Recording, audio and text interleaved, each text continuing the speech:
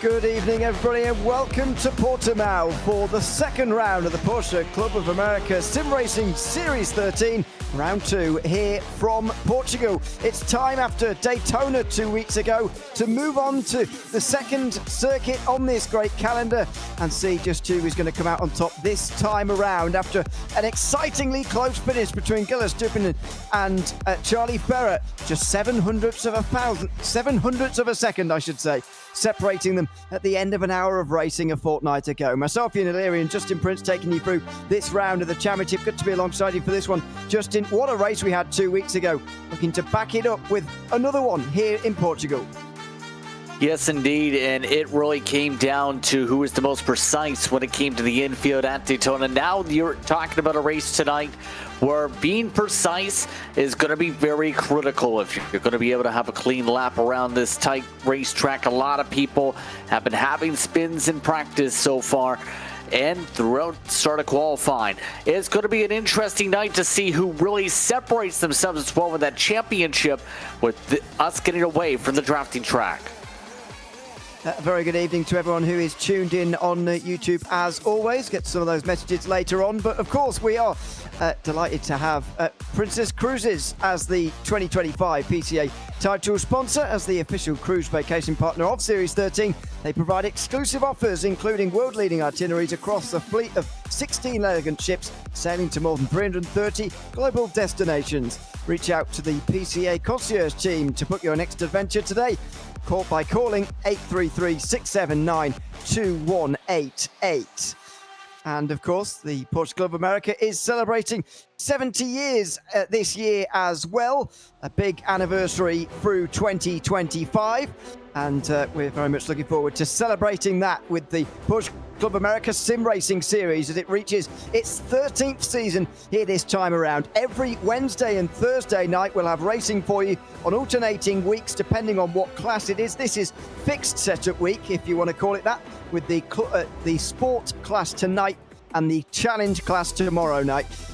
In these alternating weeks, as you can see here. We'll be back with this series again 2 weeks today at Mosport, then Silverstone, Road America, Hungaroring and Imola. What I've always said actually, Justin, in these last couple of weeks actually, to start off this season, it's a very varied calendar. No real trend throughout those circuits. No real, there's not loads of straight line speed, not loads of technical circuits. There's just a nice balance there, I think.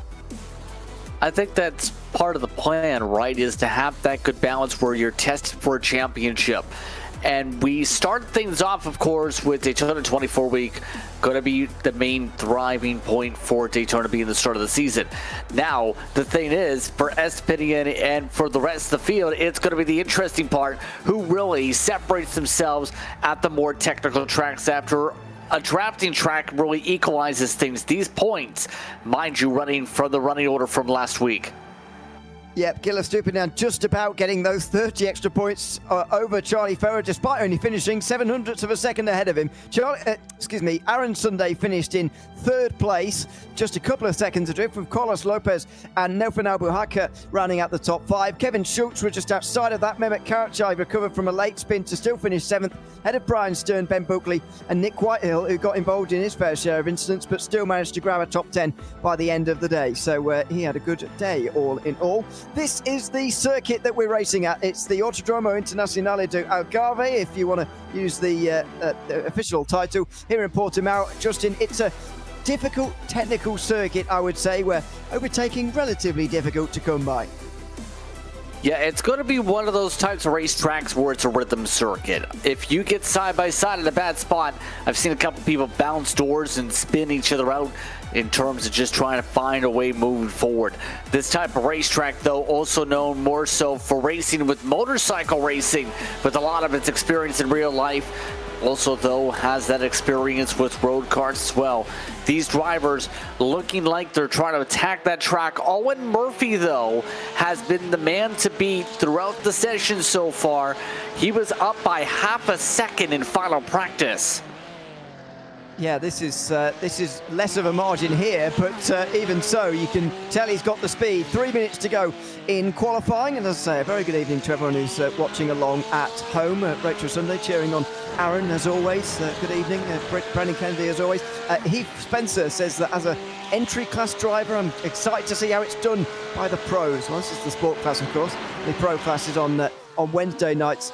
On the other alternate weeks, if you like, in 7 days' time, we'll have the third round of the Pro Class from Canadian Tire Motorsports Park, so make sure you tune into RaceSpotTV for that as well. But that's exactly what the Porsche Club America is all about here, Justin. Last week we had open setups where everybody could just tune this car a little bit to this circuit.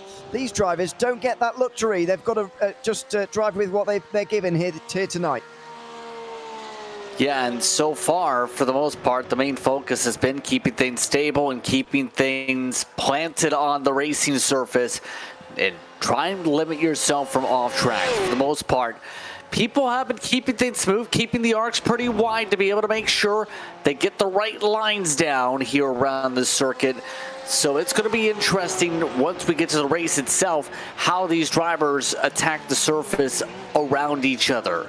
But a lot of your drivers I have noticed so far from the points, from the start of the season from Daytona, a fair bit of them able to get some good qualifying runs. Others like Carlos Lopez back in 26th. Yeah, it's a really topsy-turvy standing at the moment. And we've actually got more who are qualifying right now on the circuit than we had 2 weeks ago in this class. So it's going to be a very, very busy race indeed. Erlen Murphy still leads, though. Bryce Rodriguez is cheering him on here tonight. A good evening to him. And a good evening to Stuart Henderson as well, who says good luck to everyone, but specifically to Aaron Sunday. And a big thanks for the donation as well. It's very, very generous of you. At the moment, Aaron Sunday is outside of the top 5 in this qualifying session, 8th place. I wonder how he will be, or how he will have been, I should say, throughout these last couple of weeks, because I felt he really had a chance to win that race at Daytona. He got on the power a little bit too forcefully out of the first corner, spun to the inside line and dropped to third. It was a position he couldn't recover from because there were so few minutes left in the race. But I don't know how he would have been in these last 2 weeks, knowing that he probably could have won that race. Yeah, that comes to mind, especially because the strategy was one thing that really seemed to propel some drivers forward. With Charlie Furr, we've seen him pick up damage right before the pit stop cycle as well. So had to go off cycle, get himself early into the lane at that time.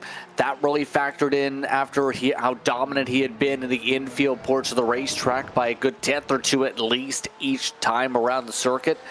I think for Aaron Sunday, though, he could have absolutely capitalized on that if he didn't make that mistake. That's the tough thing. We'll never know how that really fared out. That's how the racing can go sometimes. That is the qualifying complete, so let's have a look at the starting grid. Erlen Murphy has taken the pole position, and he held that time for quite some time, I've got to say. Russell Elizondo is alongside with Brian Stern and Alan Owens on row 2. Jake Garbino and Jim Walsh are on row 3. Walsh hoping for better in this round than what he had last week, where he hit the pit wall at Daytona. Nathan Abuhaka and Aaron Sunday share row 4 ahead of Adam Gerling and Gila Stupinant, the race winner from 2 weeks ago, starting down in 10th for this one. Chad Keshion and Mehmet Karacay are on row 6. Mike Saxteen is 13th ahead of Ben Buckley, with Andrew Long and Casey McDonald on row 8. Jeremy Hall and Randy Lervold on row 9. Very close in this part of the order, by the way. Paul Kavanagh and Jeff Williams almost look like teammates, those two, but they're not. They're inside the top 20. Kevin Orr and Ward Preston with the final drivers within 1 second of the pole time. Will Mungier and Christopher Costis are sharing row 12 ahead of Nick Whitehill. Carlos Lopez, as we were just watching there, on board for qualified 26th ahead of Kevin Schultz and Arne Klassen. Then it's Avit Barreur and Volker Krebs who round out the top 30. Randall Ayers is 31st ahead of Chris Tankiewicz, with Will Wolf in 33rd alongside Jeremy Main. Matt Owens and Peter Yerkser are sharing row 18 ahead of Carl Boccieri and Andrew Elson, who had a fairly eventful Daytona. He starts at the very back of the field, but every single one of the 38 drivers who practiced did set a qualifying lap, which is a good sign, I think, for the race and the grid that we're going to get. We'll have a look at some point throughout this warm session at the pole lap if we can, but if not, we'll be just over 3 minutes away from gridding and the start of this race. Somewhat surprising, I suppose, Gilles Stupinan qualifying in 10th place, but it just shows you how close the sport class is, that the class winner from 14 days ago can qualify down in the lower end of the top 10. Yeah, the thing is, he was half a second off his personal best. I was keeping an eye on him in final practice, and he was one of those who tried to put lap after lap after lap down, find every little missing tenth of a second, and he found that before the end of the session, just didn't carry over to qualifying. Sometimes, though, especially when it comes to the weather conditions, I think, Ewan, that might be what crossed over a little bit. Compared to final practice, drivers had a time bleed as high as 0.6 of a second compared to some of the personal bests amongst some of the front runners in the session. 2.5 minutes to go in the warm-up session, and for them to think about how they're going to tackle this race here today. I mean, trying to see what we can take really from last week's racing around the circuit. Somewhat difficult to overtake, but not impossible. As we ride on board here with Ola Murphy. This is the pole lap, and a good chance here to see how you get round here quickly. Not using the curb on the left-hand side, interestingly, as they were last week, as he tries to get as close to the anti-cut on the right-hand side as possible through turns 1 and 2. Then down on the brakes here into the hairpin, trying to open this out. You want to be on the right-hand side here on the exit here, so you can get a good run through turn 4. And then out of the first sector, just into the middle sector of this lap.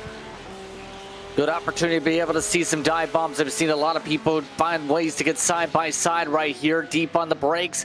Try and get a decent arc, give a little bit of space towards the curbing, use a bit of that runoff space, and use that as a guide as you make your way through turn 6 and 7 before you head to Samsun. A lot of people right here try and keep that wide berth to the right, left, then have it for the diamond down to the right through turn 8. For they work their way up to turn 9 around the hillside, try and get a just timed up right for the double apex here for turn 11. Try and open up that arc again before you use a bit of that curbing through turn 11. Well, you don't want to quite be on the yellow bit of that curb there, but he's gotten away with it round turn 11. Now getting on the brakes pretty much as soon as you stop turning for turn 13. Trying to grab the apex there, but there's not much to it. It's just a simple hairpin. Then through this corner, you've got to stay pretty tight here, because and then just fade out towards the end. Watch him leave the curb. There he goes before the real late part of that curb. And now opening out the final corner as much as possible. Aim for where you think the corner is, because you can't really see it. Then out the way of the final corner. And that's pretty well done through the final couple of corners. Even though he did smash the curb at turn 11, there probably was still time left in that lap.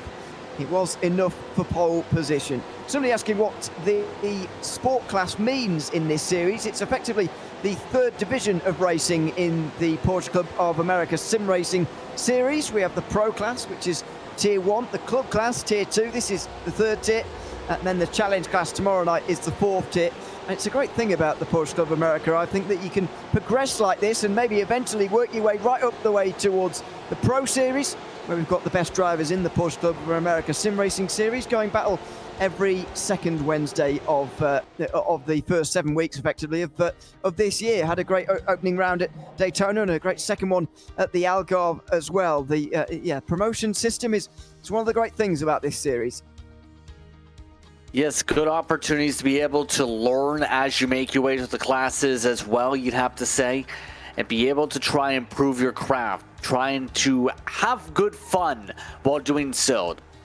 PCA is one of those good grounds to be able to learn as a driver and to be able to develop in the sim world. We've seen a lot of people move up and down the ladder as well with that progression system. It should be a fun night, though, I will say here, even as these drivers get ready for the grid and getting onto the grid, should say, for the pace lap. Yeah, it's a short pace lap, but round here there isn't really anywhere to grid up before or after, I should say, turn 5. So we're gridding up down there just for the moment before we actually get underway. And in a few moments, the pace car will pull away to begin. Slightly concerned there's a missing grid slot there up the front, but hopefully that person is in the line, and that's just an abnormal abnormal gap that was being left there. I can see Mike Sachs doesn't seem to have gridded up quite when he should have done, so maybe he'll be starting from pit lane or not at all. He qualified 13th. You don't want to be starting at the back because there is 39 of them. It's going to feel like a very busy racetrack here, and trying to get all these cars around here could be a challenge at times. Yeah, I think during the start it's going to be pretty chaotic a little bit for the first sector or two before they calm things down. At Daytona, we had maybe one driver have issues off the start. Here, it might be a little bit of a different story with there being not as much space into that opening corner, so to speak, compared to the in and out of Daytona. But today, it's going to be about being precise, down to the marks. Make sure you keep it clean to be able to make sure you get into a good rhythm and be able to move forward, and make sure you keep things in a great spot for that pit stop later on in the race. That is the key moment in the race, really. It kind of was at Daytona. It saw a change for the lead. That was where Russell Elizondo was able to lead a couple of laps of that race. It ended up being the only couple of laps he led on that occasion, because Charlie Farrow was leading up until that point, and on the exit, the eventual race winner, Gilles Dupinian, was leading the race at that race 2 weeks ago. I'm imagining it's going to be a very different race here at the Algarve than what it was at Daytona. They're just such different circuits, and I'd imagine that these drivers, and indeed every driver on the iRacing service, has very different levels of experience around this circuit compared to Daytona. You don't really see very much racing around here in sim racing, and it's great to have it on the Porsche Club of America calendar for Series 13. It's going to be Olin Murphy who will be in control of the field and ready to get us underway here with Russell Elizondo right alongside him. Brian Stern and Alan Owens are going to be on the road just in behind. A series of new names up towards the front of the sport class as the second round of the Porsche Club of America Sim Racing Series 13 gets underway here for the sport class.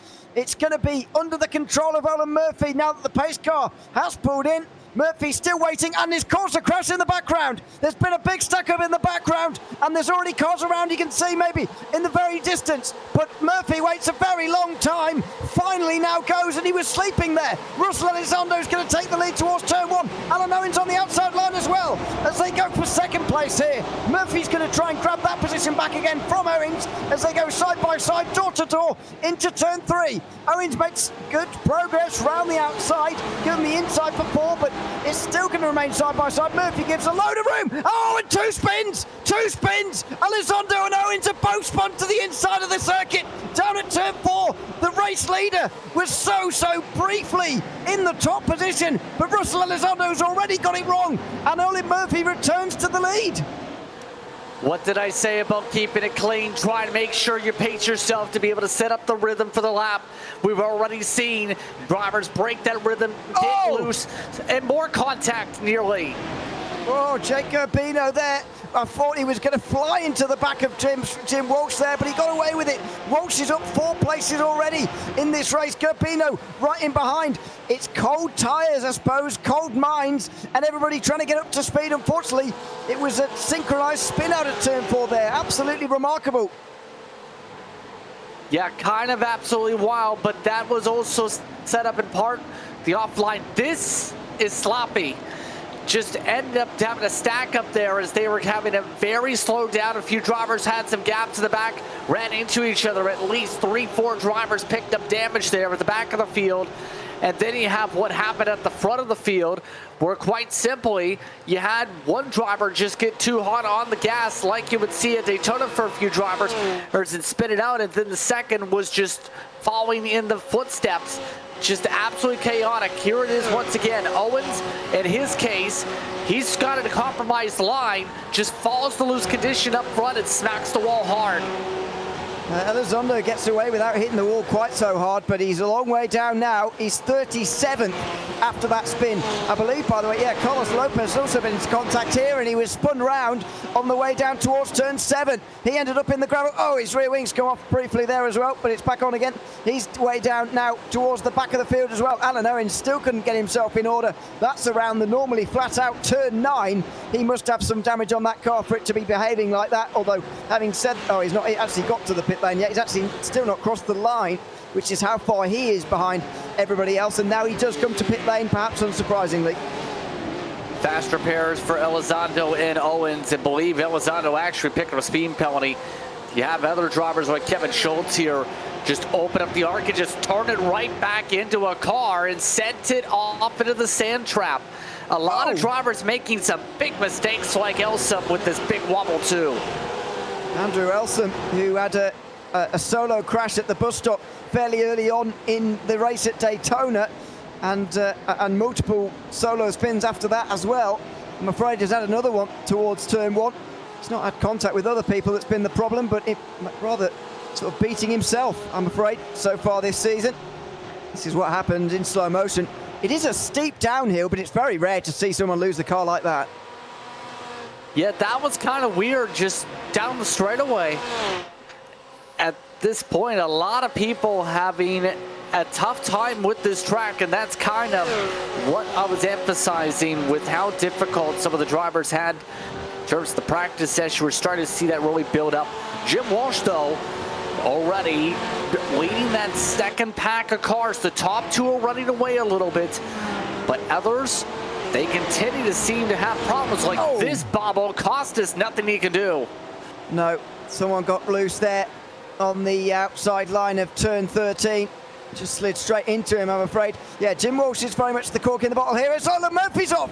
Olin Murphy's gone for a spin down here at turn 5. And there it is. Jake Garbino's the new leader. Oh no, he's back again. Oh goodness me. Olin Murphy's on again. He's back on again. It was just a small internet hit by the looks of things. And Murphy's back on the circuit. Apologies for scaring people. I'd scare myself. He's still in the lead. 2 seconds his margin over Garbino. Then Jim Walsh, who is another 2 seconds behind. But as I was about to say, Jim Walsh here seems to be a little bit further up than maybe what you'd expect to see from him at this moment, as Nick Whitehill is getting a black flag right now. He was the victim of a black flag incident 2 weeks ago. This time round he's got one in the first 5 minutes. Orange zone violation, so essentially a start zone violation going on there for that stack-up situation.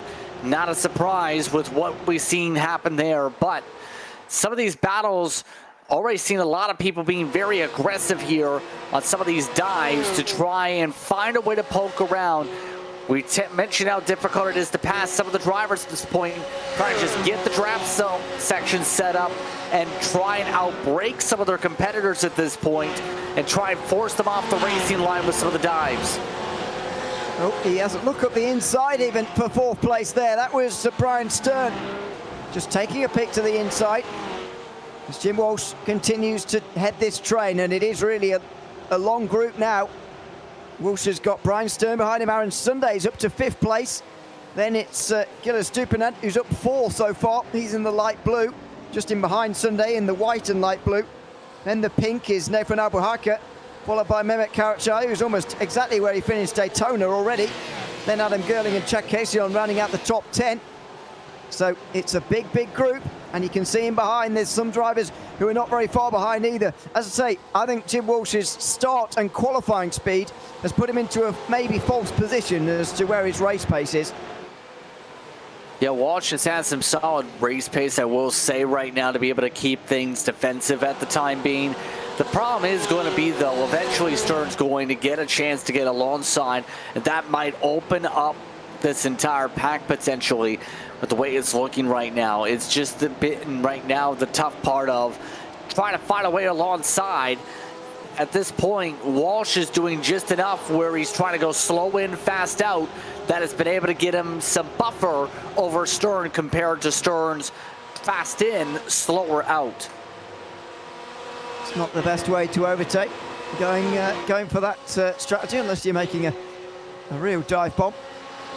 As Gilles Dupinant gets pretty close to Aaron Sunday here, by the way, for 5th place, a little bit further behind. Let's see what's been going on down in the pack. That's Carl Boccieri getting spun round by somebody there. And he will now drop right the way down to 35th. Boccieri in live pictures. I think he was spun round by Randall Ayers, if I'm not mistaken. He was way down outside the top 25. in the early goings of this race. A couple of drivers running a little bit wide there, and Estupiñán just having a look down the inside in towards the braking zone down here. He is on the move, as you can see. 4 positions gained so far, and he's looking at Aaron Sunday here for a top 5. Yeah, doing a good job so far, and we talked about this already with him, with Jill. Points leader coming into tonight after the win at Daytona. I think he's in a great spot for the season to be one of the contenders if he can be consistent track after track. And one thing I've noticed so far for him so far is he's not really forcing things, just letting the battling going on in front of him at the moment, just running his own line, trying to find some clean pockets, trying to find some clean air, so to speak, just trying to run his own race. Don't want to force anything, especially with some of your championship competitors that you expect to be up towards the front right around you. It's yeah, very early to say who's going to be up there by the end of the season, but already starting to think about those things as Carlos Lopez has gone for another spin through the final corner here, I'm afraid. That was a sort of snap, if you like, as he tried to correct that around the final corner. Spun to the outside line and drops even further down. He came into the pit lane after that, which is where he is right now, and he is down a lap down now as the leaders come past him on the pit straight. Estupiñán again looking up the inside of Sunday, this time in towards turn 1. He's not got a very good run out of the corner this time though, and so he won't be able to make a pass on Estupiñán this time. Abuhaka in the pink car with teeth, Roxy in the background. That's 7th place, and then Mehmet Karacay as well. As Alan Murphy's blinking again. He is still in the lead though, and he's actually, it's worth mentioning, he's actually pulling out a bit of a margin at the moment. Jake Garbino can't stay with him, nor can any of these guys at the moment. That gap is growing. Yeah, Murphy's extremely comfortable, it looks like, for the racetrack right now. Garbino, I think, is also solidly comfortable, but with the way Murphy's just attacking the racetrack just in front of him, it's not going to be easy to be able to try and close. If anything, he's going to need a hope for some strategy right now. The lines are near identical. It's just that Murphy just has so much confidence on the gas and through the brakes to be able to try and pull off and away at the moment. This pack, meanwhile, just staying together, packed together, so to speak. But a lot of people starting to get drive-throughs at the moment. Kevin Schultz just got 2 of them at the same time, Ewan. That is not ideal. I suspect there are going to be a lot coming through for the opening lap incidents. I mean, it's quite rare that you see an incident before they've even got the green flag waving, to be honest. But because Ola Murphy held them for so long, they were getting all stacked up in the background. They were getting all restless. And as we saw, a few drivers got spun around in all sorts of kerfuffles. And that has proved to be a big problem for race control to sift through. I'd imagine they are having a look at quite a lot of incidents at the moment. But, you know, we only had 4 black flags dished out during the opening round at Daytona. Hopefully things will calm down and we'll get some clean racing for the remaining 49 minutes of this one. Well, you queued it up perfectly, didn't you, Kevin Orr? Just had it off track quite simply. Just hit the sand, just looped it around to the right. And off into the meadow he goes, essentially. Loses a lot of time as a result. So we're seeing a lot of people making mistakes here. A lot more than Daytona, which, again, is a bit surprising a little bit because you normally expect some attrition at Daytona. But tonight, Portimao has been absolutely brutal for these drivers to be able to hold on to their cars. Yeah, I'll extend my apologies to Kevin Orr. That was my fault probably there. So he's dropped down to 30th place, unfortunately. But yeah, you're right. I mean, compared to 2 weeks ago, this is a lot more difficult. But I would say that the Algarve is a really, you know, multiple times more difficult circuit than Daytona to drive on your own. So I guess these things are kind of expected when you come to places like this. This is Paul Kavanagh, who's also got a black flag in the 8 car. He's currently running down in 16th place. Or drive-throughs for incidents going on at the moment. So I'm not surprised to see, too, with the way the trends have gone, to see so many drivers get the penalty flag so far. Looking like some of the drivers, like the 21, under attack here. Good chance to get the draft. Abuhaka, if he wants to, can make the run. Here he goes to try and open it up. Well, you don't see this at turn one very often. He's got to be a long way alongside here, and he is. He brakes quite late on a Estupiñán, side by side. Good respect shown between the two of them. In towards turn two. Algarve will still hold the inside line for 2 and 3, with Mehmet Karacay just watching on from behind. There's a good run from the outside there from Estupiñán. Goes through the gravel on the outside line. It's been kicked up onto the circuit. He'll take 6th place again, but Algarve has got a very good run down the hill. This is a more conventional place to make your move. Down on the brakes through turn 5. Difficult braking zone. He's grabbed the apex here, Algarve, and he's grabbed 6th place as well. Oh, Karacay very nearly took Estupiñán too. Couldn't quite get the exit, couldn't quite get the move, and it's only 1 place lost for the current championship leader. Karacay trying to take advantage, had a prime opportunity on his plate to make a move side by side, but now it's going to be pretty clear that Estupiñán is starting to make some mistakes here, or rather starting to lose pace compared to some of those other competitors for the short run. At the moment, the rhythm's really picking up for Algarve, and now Algarve pretty making it clear he's got the comfortability down on the grip to be able to try and stretch out his legs and try and catch up to Sunday, who's already pulled away by 15 car lengths. Yes, one of the advantages of making a pass is that you do open a gap for yourself to suddenly dive into. That can help you extend a margin. If you get stuck in a queue, you can suddenly find your overtake undone very quickly. This is further on back. Kavanagh still hasn't served his penalty. He's now 17th, and he's now at the front of this group, if I'm not mistaken. That's not Kavanagh, excuse me. That's someone who looks very similar. That's Jeff Williams, who is in the 517, who's in the black and yellow just out front here, although Kavanagh still hasn't served his penalty just yet. They will all be promoted up a place in a few moments' time when he does so. So we'll see what happens when he actually does that. But plenty of trains going on up and down the field. Kavanagh does now serve the penalty, and so it will be for 16th place, especially up towards the front. It's difficult to pass, as we've seen, and so we're creating these big groups, if you like. This one for 3rd place has been going on since the very start. Yeah, Stearns, bit of Munsters, remember making those shallow moves right now. Walsh just continues to just drive his own line, just doesn't even seem phased by those dives from behind. And sometimes it's just kind of how you have to approach a race like this. Just focus on what's in front of you in the windshield rather than in the mirror. Don't focus on what's happening behind, because then you'll drive yourself crazy from the amount of dives, and you'll get yourself paranoid, compromise your own line, cost yourself more time, put yourself up for grabs sometimes. We've had an incident down and people dropping outside the top 10. That's Adam Gerling, who has dropped down.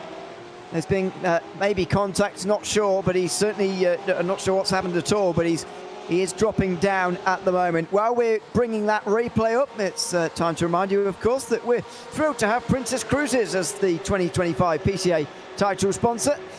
As the official cruise vacation partner of Series 13, they provide exclusive offers, including world-leading itineraries across a fleet of 16 elegant ships, sailing to more than 330 global destinations. Reach out to the PCA concierge team to book your next adventure today by calling 833-679-2188.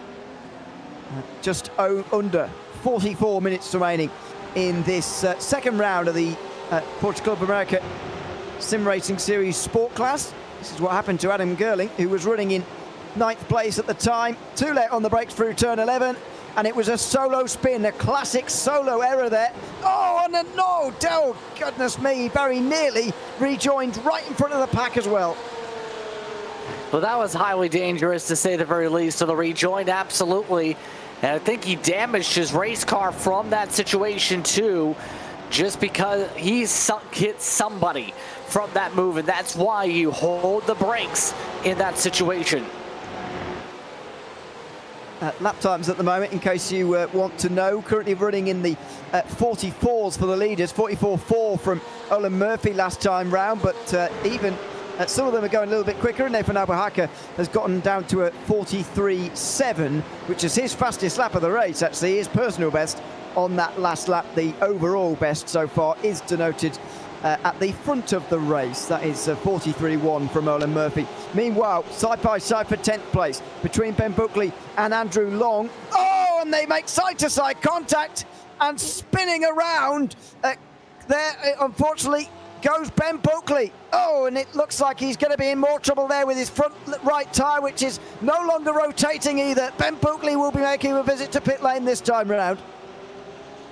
Remember what you talked about some of the dives and dive bombs in terms of sending it in? He definitely tried to send it to keep that spot after compromising the previous corner line from a dive bomb. He didn't want to give up that spot with Andrew Lawn. Pays the price because he couldn't keep it shallow enough to keep along the curbing. And now he's got a destroyed race car. He does. And Jim Walsh has lost positions as well. Look at him here down in 6th place. So Brian Stern, Aaron Sunday and Nathan Albuhaka are all moved up one. Couldn't help but notice while that incident was happening, I was watching Jim Walsh drop down my timing screen. And it looks like it is true. This is what happened again. Side-to-side contact for Buckley. I don't think that initial... oh, no. Well, no, that is actually... now I've looked at it again. That it definitely is. And that's definitely his fault as well. As he rejoined, trying to work out who that was, right into the path there. Might have been... well, Jeremy Main's the only other one in the pit lane. That doesn't mean it's him. But that was, I'm afraid, a bad dive down the inside and a bad rejoin for Ben Buckley. Yeah, very bad spot for that to happen, to say the very least. By the way, the reason Jim Walsh lost spots... Turn 10 as that all went on, got too loose and spun into the grass. So that's that opening of the pathways that we talked about. You make a mistake, someone takes advantage, and you end up seeing yourself with a back foot now like your Walsh. Casey McDonald was the driver who was in a bad spot here. No poise for McDonald to go. Well, he's not the one who hit, he was the one who got lucky. He was.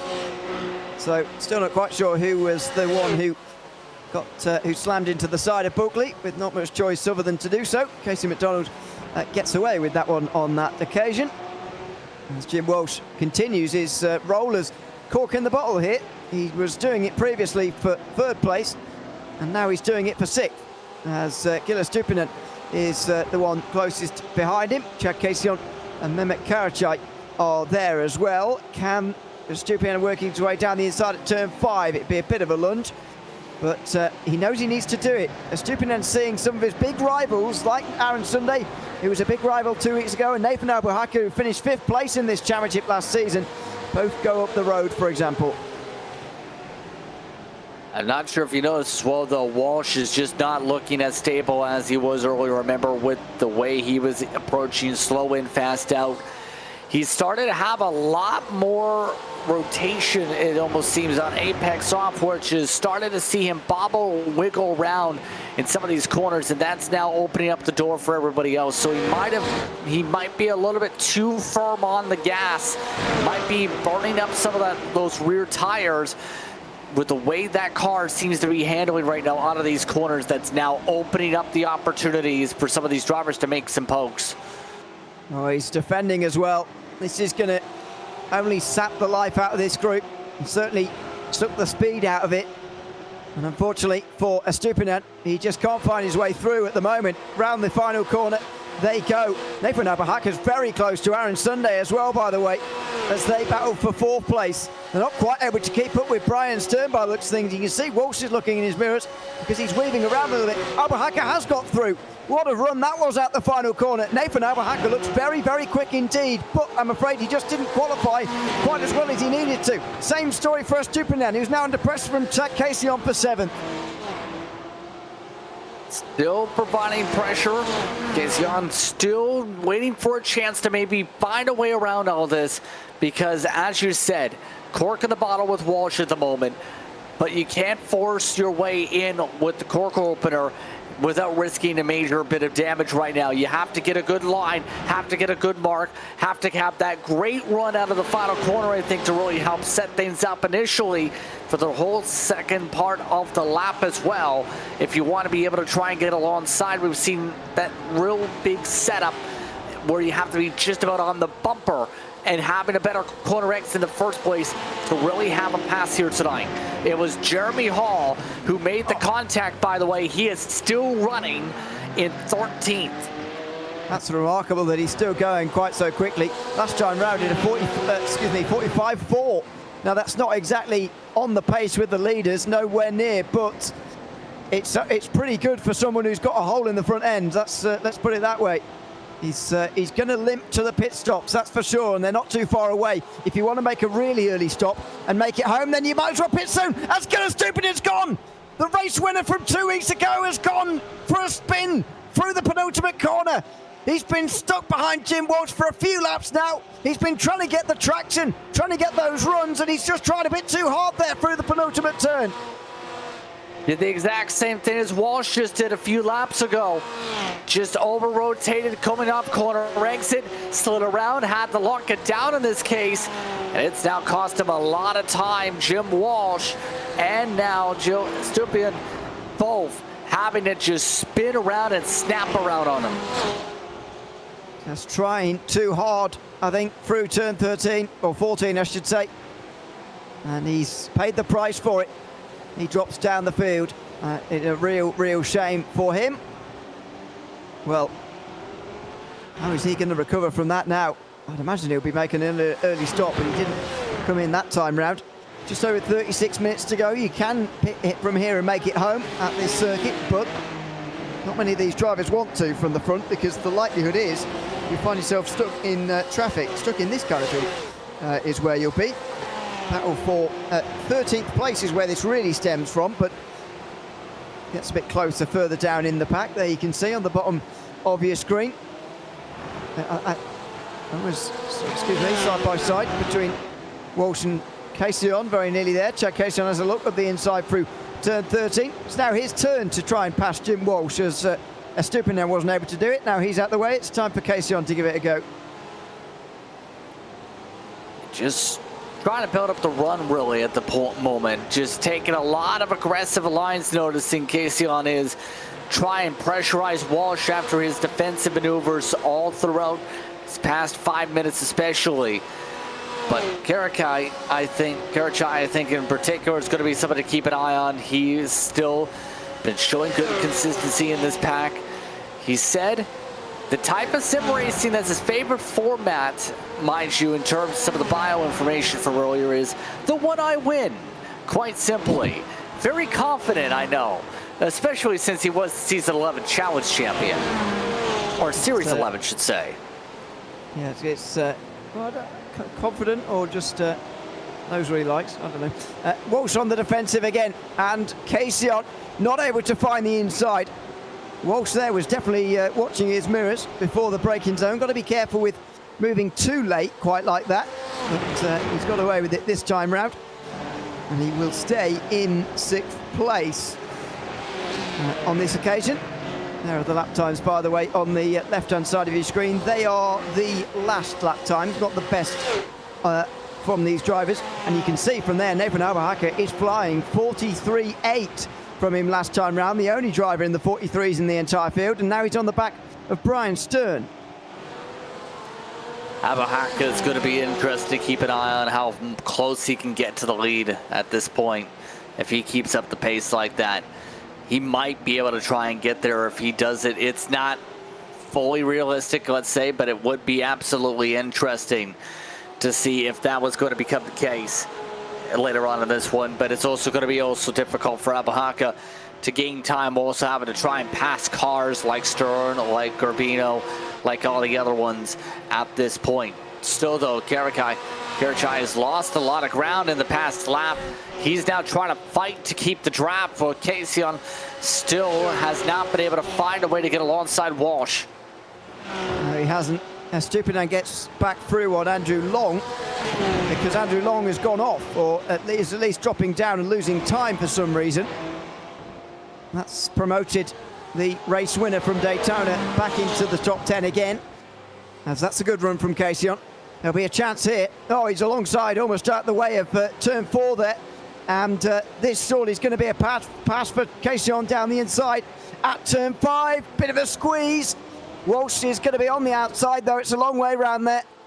And Chad Casion is going to work his way through. Safe to say he's having a better race than what he did at Daytona, where he was already backwards by lap 2. Spun around at turn 1 and had a lot of work to do from there. Ended up finishing 14th. Well, He's having a good evening so far, now up to 6th place. It's really come undone, though, for Walsh. Another push off the track. For Andrew Long, though, part of the reason he lost time? Well, another driver gets snapping. This is a bad spot to spin around. He did, by the end of the sequence, say, you know what, I'm just going to pit. He's in a prime spot. Ben Bulkley, meanwhile, welcome back to the racetrack after the drive-through and the repairs. What happened here? That's a great question. Nothing. Keeps it clean. Back to the racetrack. Just tried to let a few people through. Sometimes when they go very slowly, it flags up as an incident for us. But that was just letting people back through again. He is back out on the circuit. He has served a penalty as well. And so he is well over a lap down now in the race. This is Brian Stern versus Nathan Algarve. I mean, Algarve's got the speed to, I think, win this race. However, he's started so many positions behind Olin Murphy, and now that he's getting into some clear, he's so many seconds behind the race leader. Just think it's going to be almost impossible for him to turn this tide in just half an hour. Yeah, I don't know if there's going to be even enough time to close up 9 seconds. He might get, depends on, first of all, how fast he tries to pass some of these drivers, because eventually he's going to get to the back of Stern, and that's going to cost him some time potentially here to try and get around Stern. Then he'll have to claw that time back to get to Garbino, and that's another 2+ seconds at least. Realistically speaking, he can at least get half of that if he is very efficient on passes and doesn't have any issues on the strategy. That's also going to be helpful to make some of these moves here. It's not going to be an easy road at all, I think, unless Murphy really makes a mistake in the pit cycle. Meanwhile, down on the brakes there, too late on the brakes as somebody who's trying to pass Jeff Williams there. Ward Preston it is in the 007. Can't quite do it. This is a battle for 13th place in the field. And it's the classic thing at turn 5, actually. It's a very tight hairpin. If you brake a bit too late, you're not going to make the corner, I'm afraid, and you're not going to get the place either. So Jeff Williams just about hangs on to 13th place in this battle. Yeah, curious how long that battle is going to last. But we do have pit stops opening up. Aaron Sunday is in. So we take a look at Curbs in his respective pack. Window is open right at the midway point.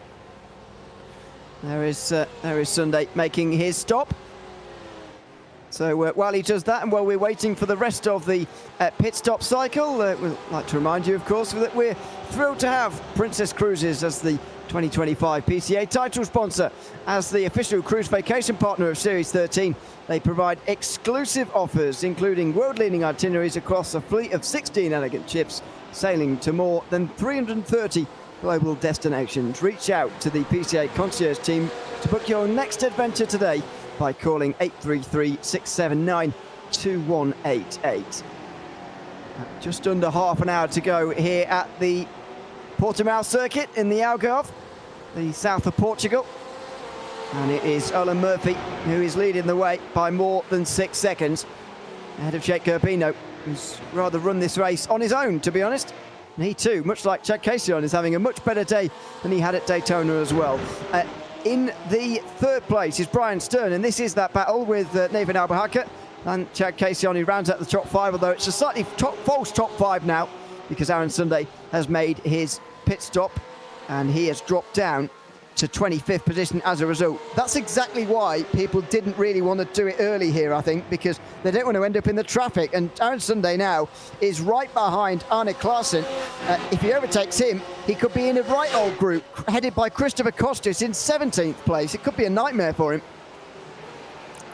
Yeah, it could be a lot of time bleed, absolutely, if you go and wait in that market. Remember, usually in theory, the lighter the car, the faster the car too, in terms of the fuel windows, in terms of the fuel margins. So that's also something to factor in potentially as well for some of the drivers.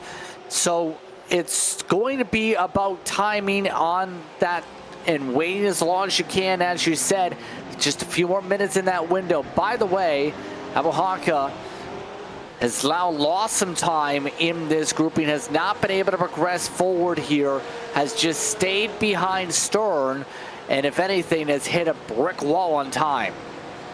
Yeah. It's been a bit of a struggle for him, although Stern's gone wide there. Is that a chance for Nathan Oberhacker over the crest of the hill here, down the hill again towards turn 9, then back up again for 10 and 11. There's a good chance down the inside here if the door's left open, and Stern knew that it would have been if he'd have taken the normal racing line, so he just protected himself slightly for the right-hander. Now down the hill through 12, and Stern has hung on here. Oberhacker again looked down the inside, but no, Stern's got away with that small error. Yeah, just wasn't close enough and just wasn't as prime passing opportunity as Oberhacker needed to have if he wanted to get alongside there. But I'm curious if these drivers start ducking in the next lap or so. Oberhacker way wide. You cannot get away with doing that very often, because the off-tracks will catch up with you first of all.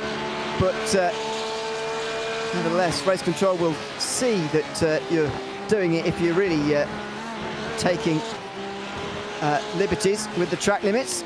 It is 25 incident points in these races, and you don't get a drive-through anymore. You just get immediately disqualified in this series if you reach 25 incident points, and something we haven't touched on quite today yet, but it is something that's possible to reach around this circuit because of the amount of tarmac runoff that you can get. And look, by the way, on a separate point, just how much traffic they've got into now.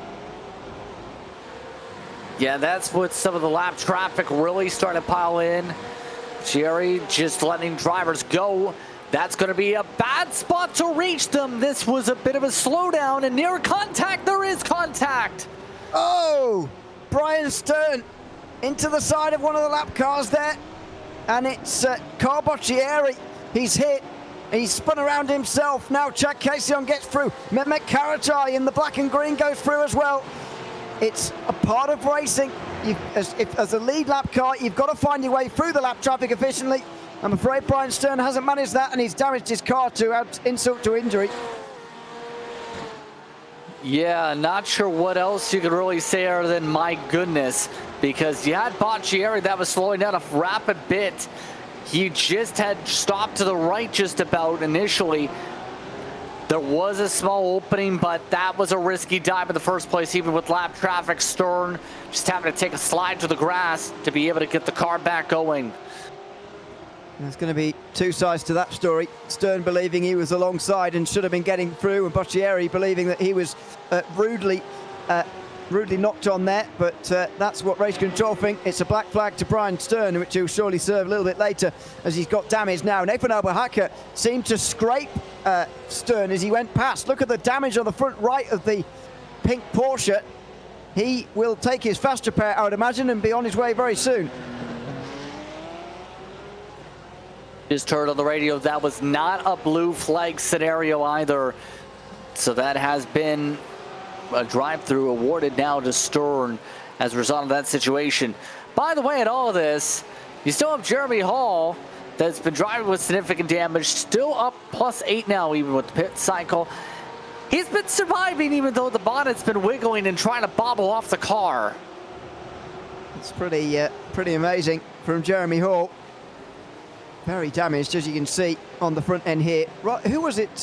Well, they didn't really carry on very much, but 2 weeks ago, Will Mungia had a horrifically damaged front end at one stage. Didn't quite carry on like this, but it is a common theme on these cars. They do really crumple in and look a bit odd when they get damaged on the front end.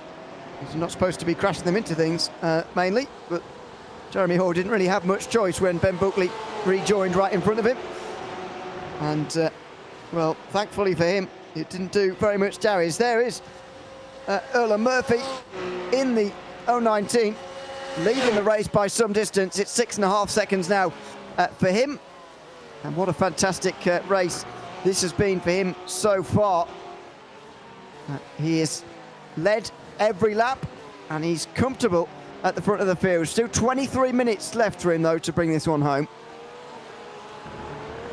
Yeah, he's been just about pixel perfect on the racing line, and especially on pace. He absolutely just looked so comfortable. And usually if you want to win a race like this, that comfortability is absolutely a positive if you want to be able to pull away and run away. Take a look at Jeremy Main's setup, meanwhile. Running 32nd at the moment, rather 25th last time by, so he is amidst the pit window. Has a lot of RGB around him. Certainly does.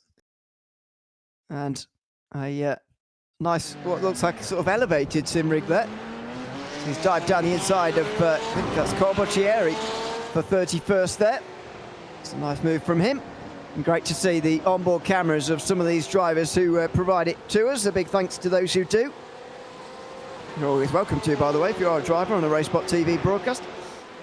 It's always open for you.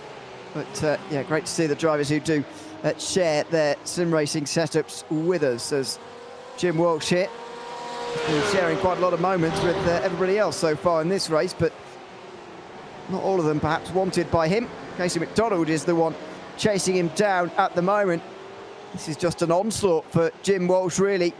Now that the pit stops have really begun, he would have thought he'd get a bit of breathing space, but it's not lasted very long, and he's now under pressure again as Jake Garbino comes in from second further ahead.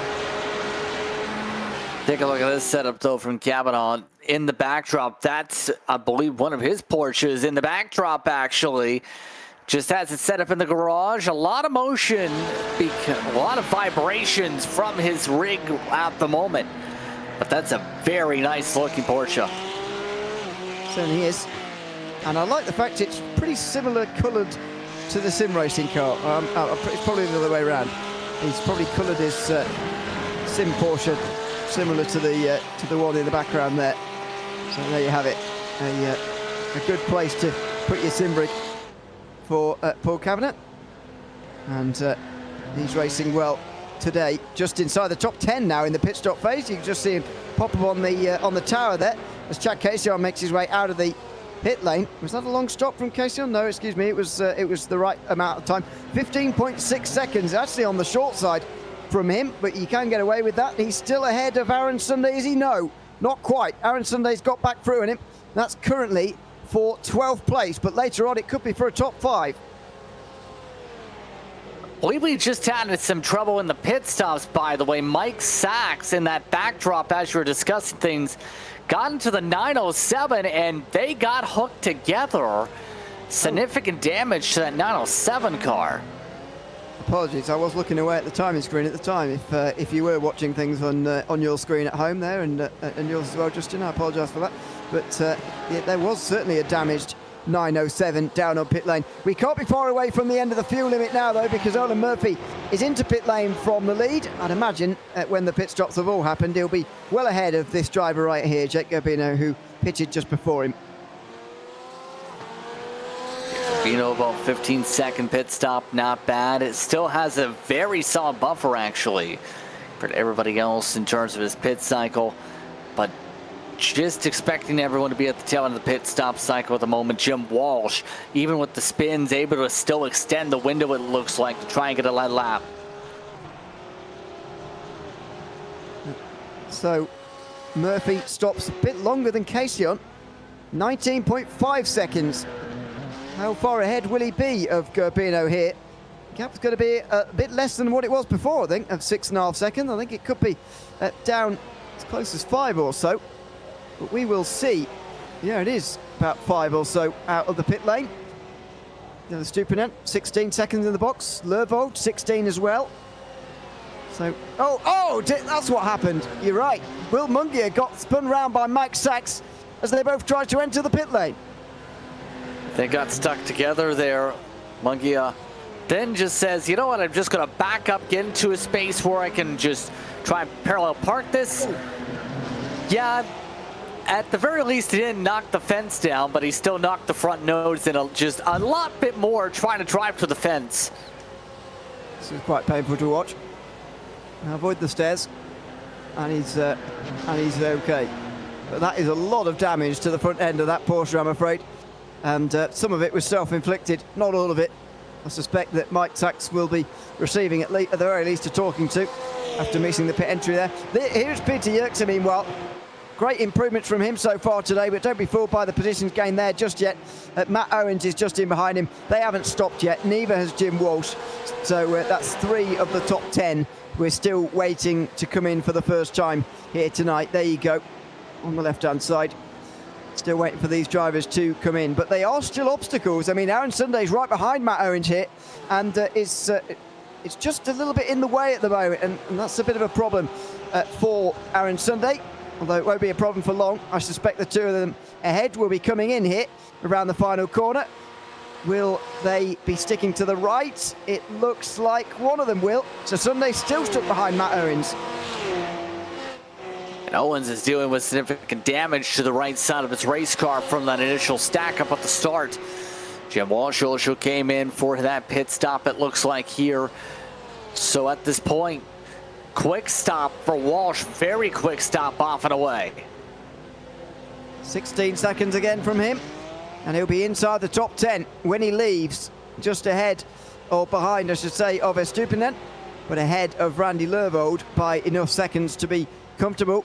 We will see Matt Owens into the pit lane, so that will be 9th place. And here is that battle. Owens just ahead of Aaron Sunday. This is the worst possible scenario for Sunday, who wants to focus forward on trying to pass Jake Garbino, but he's not able to because of Matt Owens just up ahead of him. Just keep it calm and patient. That's the main thing. Here's what happened with the Sen Sachs. Try to go around, send it hot, went to the grass, turn around. And then that ends up spinning around that pink machine. A very bad spot. But again, Sunday just trying to open things up a little bit here. He's having to play some defense because Kasian is trying to take advantage of the situation fast. He certainly was in towards the downhill there. Nathan Obahaka, by the way, is 5 seconds off of these guys at the moment. His trip through the lane was 6 seconds longer than Casion's. That's because his stop was 6 seconds longer. Quite bizarre what's gone on to him as we make our way through the final corner. They're all tripping over each other. Owens there wanted to go into the pit lane, so Sunday got over the curb on the inside line as well. But look at this. Jack Casion's going to try and come through on the inside line here for a podium place. This is the last spot on the podium as they race down towards turn number 1. Casion's on the inside, but he's not quite got his nose in front just yet. Now he has. He brakes late and he goes through. Aaron Sunday looks up the inside of the exit, but he won't be able to get down the inside there.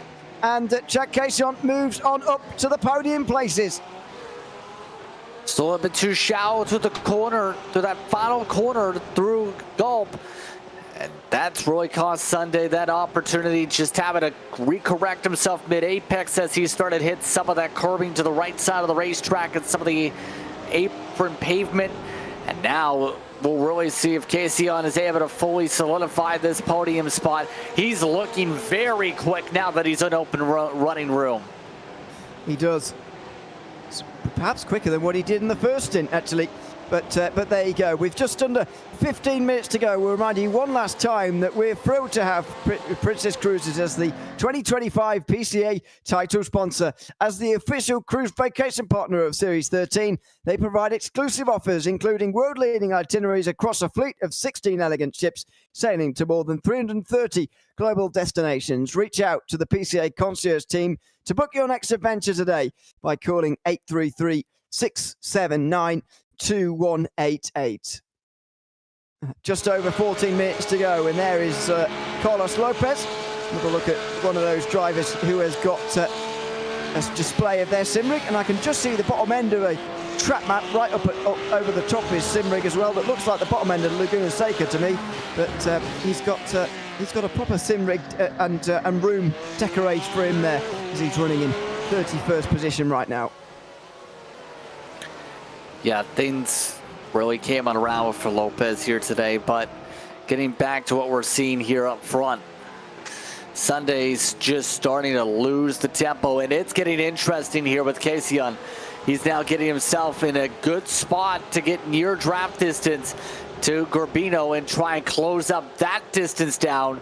Garbino's been comfortably in second by as much as 2-3 seconds all race. That gap has completely dwindled away, and remember, we've seen Garbino within 6 seconds after the pit stop to Murphy. Murphy has gained 4 seconds since. Yeah, it's not been going Garbino's way since the pit lane, and I can't really put my finger on quite why. But he is in a bit of trouble here. He's got nearly 13 minutes to go, and Casey on Sunday looked quicker than him. Meanwhile, what's been going on down here at turn 5? Casey McDonald's in the white car on the outside line, and he was spun around by somebody there. I could see that coming from a mile away, but that's probably because it was a replay. We knew something was going to go wrong. That was a rather awkward spin for McDonald, who has dropped down to 7th place in the field now. I'm not actually even sure that was with a car on the lead lap. Can say this, Kevin Schultz is now out of the race with a black flag and the disqualification. He might have reached 25. Schultz, that's why. Well, there's part of it. That's oh dear, that was close. My goodness. Was that Garbino who had a look down the inside? It's a very similar shape car. Looked like Garbino. And then Schultz on the inside line here, trying to let McDonald through. And unfortunately, we think anyway, it went straight into the side of him. So trying to spot any damage on Garbino's car here. It certainly did look like him. Yeah, Schultz can confirm is now with the black and white disqualification flag out of the race. But Garbino, with that time loss, now going to have to put on a lot of defensive maneuvers here. There's still a lot of laps left to try and battle out on this racetrack. Just still 6 estimated to go as here's Saxton. Has he had a better time, I think, since his incident through the pit stop phase? Inside line, turn 10 and 11. Such a side contact and then a spin round of his own. Unfortunately, that looked fairly self-inflicted. He's now down to 29th in the race. And unfortunately, things did start to unravel for him quite late on after a good start last week, or 2 weeks ago, I should say, as well. Spun in his own at the International Horseshoe, out of the International Horseshoe with only a few minutes to go 2 weeks ago. Fortunately, it's starting to unravel pretty late on this time round as well. Garbino goes a bit wide there through turn 13, and he's under super amounts of pressure here from Jack Casey, who again's looking up the inside. He's made contact. He was trying to make it work through turn 14. He spun to the inside line. Jake Garbino fights to live another day. But my goodness, Jack Casey's thrown away a podium. My goodness, great opportunity for a good finish. Just ended up hitting the right rear of the car in front, and that contact just sends him spinning around because of that situation where it ends up being a rapid speed differential. So my goodness for Casey, and this just got much better for Garbino right now to be able to hold on over Sunday. Have a look at this. Completely self-inflicted as well, I've got to say, from Jack Casey. You can see what he was trying to do. Show himself to the inside line, just put the nose in all the right places. Try and get into the head of Jake Garbino. Unfortunately, he got straight into the back of him, spun himself around. That is a costly, costly error from Jack Casey, and his first podium of the season is going to have to wait a bit longer. He's going to have to settle for the first top 5 and first top 10 as he finished outside of those in the Daytona, finished 14th that day. It's going to be 5th place by the looks of things, unless other things go wrong for those ahead or behind for Jack Casey in the remaining 9 minutes. Well, as you say, Jack Garbino has got a bit of breathing space, but this is not over. Aaron Sunday is coming. Is Sunday going to be able to get there is the huge question. We've seen him and Casey before that last situation start to close up a little bit with Garbino dropping off the pace a little bit. The thing is, Sunday, he seems very snappy at the moment, similar to what we've seen with Walsh, where he's very much fighting with this car into the corners and out of the corners with how it's bobbling under braking. Volker Krebs is dropping down the field from the top 20 for some reason. Not sure what's happened there to that car, but unfortunately just noticed that plummeting through the timing order in the last few moments. Might have even been a disconnection, it was so sudden. No, they're still connected. Krebs is still connected, but dropping down a long, long way as we follow these guys for 2nd and 3rd at the moment. Olin Murphy's still leading by over 11 seconds at the front of this race. He finished in 26th at Daytona, by the way, did Murphy.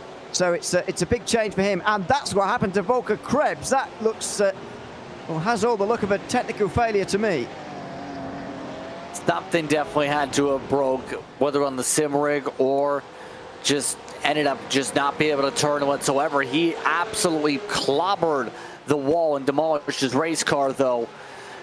Looks like we have an error. Black flag. Alan Owens just got one as well in the session.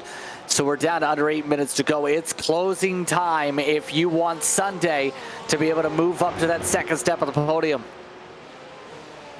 He is very much running out of time, as Carbocchieri has also been getting up to something. Through turn 10 and 11, that's far too quick. And he spins around onto the apex. That's not ideal. He'll get out of there with the reverse gear, and he'll be back onto the circuit again. Owens, by the way, is running in 21st at the moment, so he'll drop from that position a little bit further down. We're just under 7 minutes to go. We might still have 5 laps remaining here, depending on when Murphy gets to the line and when he sees the white flag here. That will be the worst possible news for Jake Garbino, who is really clinging on here. Have a look at the gaps there over the line. Sunday gaining in every single sector. He's absolutely back on and has now got himself comfortable a little bit. Still has the bobbles and the wiggles at the moment. But Garbino, with whatever's happened in terms of his raw pace, just has really counter-reacted Sunday, even though he's been pushing hard. Sunday needs to get a little bit closer to get into attack mode. There's an error wiggle yet again. Just got a little bit loose through the throttle. Down on the brakes, downhill. Long, difficult braking zone, but he's kissed the apex perfectly there, Aaron Sunday. He's the reigning champion of this series. Excuse me, he's up in the sports series this time round, I should say. And he's going to be a contender right to the very end by the looks of things. It's going to be a big, big season for him. And he could kick it off here with a podium finish. He finished third 2 weeks ago. Can he better it this time round by passing Jake Garbino? And have a look at that from the review camera of Garbino. He is looking in these mirrors, and Sunday is starting to think about how he's going to make this move. Just try to test the waters a little bit, see what sticks, see what he can do to gain a little bit more time, trying different lines. He likes to play things a bit differently, we've seen throughout this race compared to just following the status quo. Sunday this time, though, still didn't really gain as much as I think he needed to yet to be in prize spot. He's only got a few more laps to set this up. 5 minutes, that could mean 4 laps, depending on when Erlen Murphy's going to get the white flag. This is going to be very, very close. Sunday gains again. 3 tenths, just over 2 tenths of a second this time round, but it's less about the time gap and more about where these guys are positioning their cars. And he's having a look down the inside through turn 3. Oh, he stuck his nose down there, but he was from a long way back. He was never going to make the move from there, and Jake Garbino survives the first attack. Just try to see if he can pressurize a mistake, try and force a mistake for this part of the racetrack here. Now at this point for Sunday, just has to be able to regain composure, get lined back up closer. If he gets closer, he can make a move like that and maybe work. It's turn 3 where you have that first opportunity on the lap, and he gave it a decent go there. On the battle for 10th, by the way, what you're watching in the other part of your screen is between Randy Lervold and Adam Gerling. I think that's Carlos Lopez who's behind them. Oh, that was Gerling having a small look there on Lervold for the last spot inside the top 10, as Mehmet Karaca is dropping down from 6th place. He's seemingly had some sort of incident on the racetrack, and that has promoted Casey McDonald and Gilles Tupinan in the top 10. We'd be at a spin, but Sunday, he's got a prime spot for a dive. Just had to slam the brakes. He just about got to the side of Garbino, had to really cost himself time to avoid contact. Just under 3.5 minutes to go. Can't stress to you how close this is as to how many laps we're going to get here. It's going to be super, super close. We'll keep an eye out for the white flag waving, whether it will be next time round or the one after. down in towards turn one. Sunday is a lot further back than what he was one lap ago. There'll be no even hint of a move this time. He's lost 0.4 of a second to Gerbino, and he can't really afford that at this stage in the race. All that stemming from him having to hit the brakes, jab on the brakes mid-quarter to avoid contact. Too much speed for Karachai. Great job to be able to lock it up, avoid going off the track even more so, and find a good clean pocket to rejoin. But that, again, just too much speed going in on the curbing. Yep. Just went around, unfortunately, and that is going to be an 8th place finish, perhaps, for Mehmet Karachai. Has Gerbino just found something at the very end here? It looks like he's got enough now. Earlier on, it looked like he was a sitting duck in 2nd place, but all of a sudden, he's grown into the final minutes of this race, and he might just be putting up a bit of resistance towards the end here. Just over 2 minutes remaining in this one. 12 seconds is the gap for Ola Murphy. It's a big margin, is off. Randy Lervold off from 10th place in the pack. Hard contact for the SC Team Blue driver from the high desert region. Just went straight off the racetrack there with the wiggles. Just tried to overcorrect it looked like, and just snapped himself off the racetrack. Let's have a look at the starter stand. Is there a white flag waving on the left-hand side of our screen? Yes, there is. 1 lap to go. This is the last chance. And Aaron Sunday, I'm afraid, is not close enough. He's over 8 tenths behind towards turn 1. This is going to be late if he's going to make this work. But it looks like, after all of that effort and energy invested into closing the margin to Jake Gerbino, he's not quite got anything to pass him with. As we have a look at the spin for Randy Lervold, it was a slide through 7, an overcorrection, and a big hit on the wall.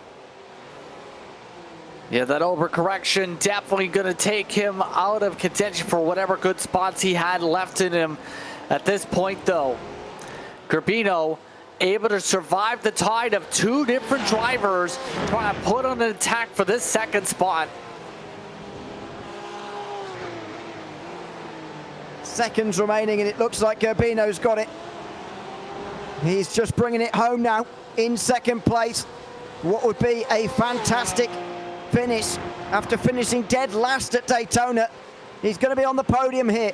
In fact, 2 of the podium drivers tonight finished outside the top 20 2 weeks ago in a remarkable turnaround, with the race winner Gilles Dupinel not seeing the top 5 all day long, and Aaron Sunday, the only repeat driver on the podium.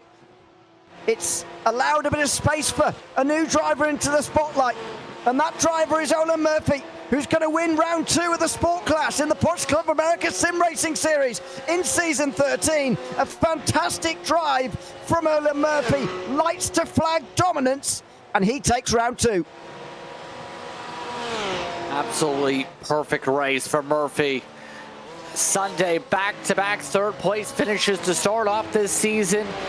He's going to be in the driver's seat for the championship for the early portions at least. Now, as a result here, this is going to be huge for him in the standings.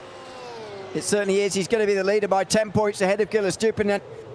The 2 drivers who've had the best 2 races, if you even it out, Mehmet Karachai has got 2 top 10s as well here so far this season. But other than that, there is very few to choose from as far as 2 good rounds so far this season have gone. That is the kind of opening to this season we've had. As we have a look at the new series leader from the Los Angeles region, Aaron Sunday sat just on that small little bit of tarmac to the right-hand side of turn 2. I wonder if he'll be pleased or not with his drive. I think he'll be more pleased with this drive than what he had at Daytona. This was very much a drive of, I think, for Sunday. He probably got all he could from this date. 2 weeks ago, he will have felt that he could have got more. I think so too. What a fun race, though. Absolutely. Ola Murphy wins by 12 seconds in the end, just ahead of Jake Gerbino, who hangs on from Aaron Sunday to the line. Nev Navahaka was catching them, but he didn't have enough laps. He finishes 4th at Chad Casey on, with Casey McDonald and Gilles Dupinel promoted ahead of Mehmet Karachai after his late spin. Jim Walsh and Adam Gerling rounded out the top 10. 11th place was Jeremy Hall with Jeff Williams in 12th. Avjit Barua next ahead of Patrick Gill. Paul Kavanagh, the last driver, within a minute of the win. Peter Yerkser finished 16th ahead of Randy Lervo after that late spin. Kevin Orr at Ward Preston and Matt Owens rounded out the top 10. At 20, Will Wolf was 21st ahead of Christopher Costis, who was one of the last to pit during the cycle. Brian Sturm ran up towards the front earlier, but finished 23rd. Will Munger 24th ahead of Arne Klassen, with Jeremy May, Mike Saxton and Andrew Long running out those who finished on the lead lap. Volker Krebs and Alan Owens were one lap down, as was Carlos Lopez, Ben Buckley, Carl Boccieri, Nick Whitehill, Chris Dankiewicz and Andrew Elsom. And those who didn't finish were Kevin Schultz, Russell Elizondo and Randall Ayers, who retired in the first at 20 laps or so. Let's have a chat to Olin Murphy, who is the race winner here for round 2. Congratulations, Olin, on the win. It looked pretty comfortable. Was it as comfortable in the car as it looked? Felt pretty good, actually, yeah. Pretty clean race. A little bit of a rough start. It was a little slow off the line, but kept going. What was your thoughts about this one going into it? Did you know that you had this kind of speed in the locker? Sorry, can you repeat that for me? Coming into this race, did you expect to have this kind of speed over everybody else? I knew what pace I was at, didn't know where I'd line up, but I'm very happy with the result. And what does this mean for the rest of the season? There's still 5 rounds to go. What are you aiming for? Rough start at Daytona. Got crashed out, but after this win, I'm going to keep on pushing and try and win the rest of them. All right, well, congratulations on winning this one, and thanks for chatting to us as well. Thank you. Thanks very much. Olin Murphy, winner tonight here at the Algarve, ahead of Jake Garbino, who's standing by with Justin. Yes, indeed. And Jake, you had to hold on fiercely against not one but 2 different drivers there. What was going through your mind as you had both Chad Kessian and Aaron Sunday pressurizing you in the closing stages? And I was just focused, trying to hit my marks and not look in the mirrors. What really was the big difference between the first half of this race run-wise, where you had that buffer, to what happened in the second half of the race where you had all that pressure building up behind you in the mirror? Yeah, I think those guys are just really quick and just a little bit of fatigue setting in on my end, but glad I was able to hold them off.